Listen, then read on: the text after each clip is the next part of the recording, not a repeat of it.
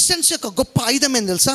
The great weapon of Christian is bread, wine. bread and wine. అందుకే అబ్రహాంకు చూడండి, That's why Abraham, ఒక్కసారి ఆ యొక్క బ్రెడ్ వైన్ తీసుకోగానే when he took the bread, life time miracle అయింది. his lifetime miracle took place. 100 years అప్పుడు కూడా Even at the age of 100, అతడి యొక్క విశ్వాసము బలహీనంగా లేదట.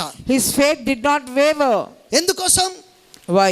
నాకు పిల్లలు పుట్టరేమో అనే ఒక నిర్లక్ష్యం రాలేదట. He did not think, I will not have children. అందుకే రోమా 5:5 ఏమంటారట, ఈ నిరీక్షణ సిగ్గుపరచదట. That's why in Romans 5:5, your hope will not put you to shame. అంటే నువ్వు చేసుకుంటూ పోతుంటే అదే వచ్చేస్తుంది సక్సెస్.